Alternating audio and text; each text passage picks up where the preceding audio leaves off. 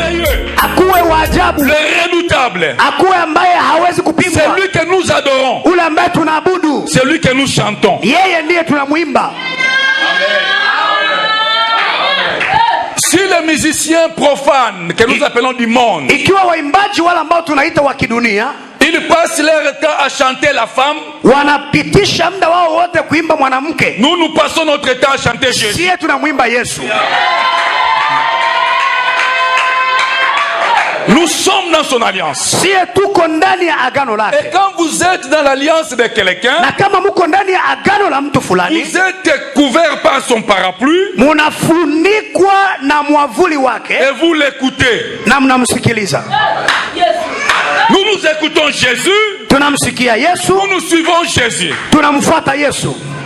Alors si la chair, kama madhabahu, c'est un point de jonction, inakuwa ni mahali pa maunganisho, Dieu suscite quelqu'un maintenant, Mungu anainua mtu fulani on sasa, appelle sacrificateur de la chair, ambaye anaitwa kuhani wa madhabahu. il joue ses cordons ombilicales. Anacheza ile hali ya kitofu. Cette chair que vous voyez, haya madhabahu ambayo tunaona fabriquée par l'homme, iliyotengenezwa na mtu, est un grand mystère. ni siri ya ajabu. D'ailleurs, il est sacré.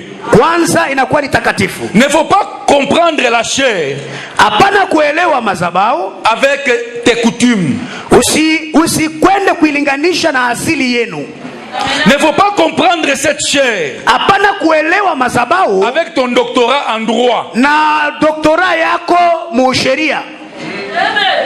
Il faut comprendre cette chair inapaswa kuelewa madhabahu selon Jésus. sawa sawa gisi Yesu anaiona.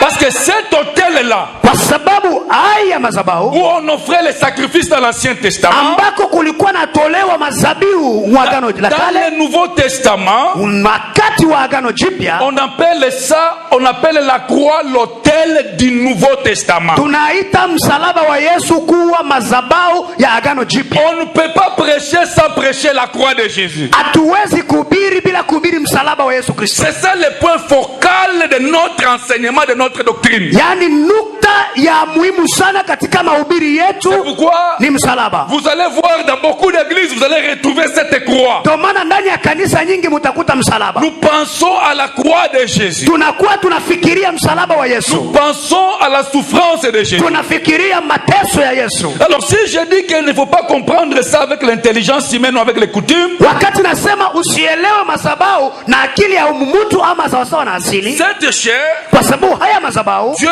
la donne à son serviteur. Mungu anampatia mtumishi wake. Même quand je prêche, hata kama nahubiri, le bishop, pendant que je prêche, wakati niko nahubiri hapa, le bishop Hakim Askofu Hakim se réserve encore les droits et les prérogatives anakuwa na mamlaka ambayo eko nayo de me stopper. ya kuniambia simamisha pale. Là où tu pars, c'est à côté. Kula unaanza enda ni pembeni. Il a ces droits-là. Ana ile mamlaka. Mon mentor, le docteur Bahati, msimamizi wangu Dr. Bahati, lui, il avait un technicien qui le regardait toujours quand quelqu'un prêche. anakuaga na technicien ambaye anamwangalia kila wakati mtu anahubiri. S'il fait un signe, wakati anafanya alama, arrête le micro là-bas. Wanakata ile micro. Si tu commences à aller à côté, wakati unaanza kwenda pembeni, le sacrificateur de la chair a le droit kuhani wa madhabahu ana mamlaka de t'arrêter. ya kukusimamisha. Quand nous étions petits, wakati tulikuwa wadogo, nous étions scandalisés. tulishtushwa. On a vu notre pasteur, tuliona mchungaji wetu, on était dans la 30e, tulikuwa mu 30e, arrêter un évangéliste qui prêchait. mchungaji wetu anamsimamisha mwinjilisti alikuwa anahubiri. Il lui a dit stop. Anamwambia hapo. Il s'est vraiment étonné. Ninashtuka. Nous, ça nous a fait mal. Na sisi tufanya vibaya. Comme on était enfant, on ne comprenait pas les Lakini choses. tulikuwa watoto hatukuelewa lolote. Qu'est-ce qu'il était en train de dire? Vile ambavyo alikuwa anasema, c'est comme Baba Mbouya, l'apôtre Mbouya dit. Ni kama vile Baba Mbouya aliongea. Il dit souvent que c'est comme si à la chair il y a une certaine drogue. Nasema kwamba kama vile kumazabao kunakuwa dawa fulani za kulevya. Sa bangi sa nini? Kuna kama vile dawa za kulevya, bangi. Kama mtu ashabeba micro, des fois anajisabwaka. Ananja kusema sema. Se alguém já levou o microfone e se esquece, começa a falar. Et il commence même à oublier des fois qu'il y a des grands frères qui sont là-bas, même si tu es chef. Na anaanza kusahau kwamba kuna watu wakubwa wako pale, wamama wako pale. Et lui il a commencé à s'attaquer aux femmes des anciens. Na akaanza kushambulia wake wa wazee. Il commence à vous les mamans anciens. Wewe mama wazee wake wazee. Le pasteur l'a arrêté. Mchungaji akamwambia hapo hapo. Il y a des choses. Kuna vitu. Même moi. Hata mimi. Je ne suis pas autorisé à dire à maman viens. Sina ruhusa ya kumwambia mama viens. Je n'ai pas ces droits-là. Sina ile ruhusa. Non, la chair doit avoir des limites. Masabao inapaswa kuwa na mipaka. J'ai peu de temps de parler, mais je te donne des doctrines importantes. Acha nikwambie doctrine ambayo iko ya muhimu sana. J'ai peu de temps. Niko na muda kidogo. Mais comprends-moi, à chaque phrase c'est une doctrine. Lakini elewa kwamba kila neno ambalo ninaongea ni doctrine ambayo niko naleta. Alors comme la chair, kama vile mazabau, Dieu l'a remis responsabilisé à quelqu'un. Mungu alipatia mtu fulani.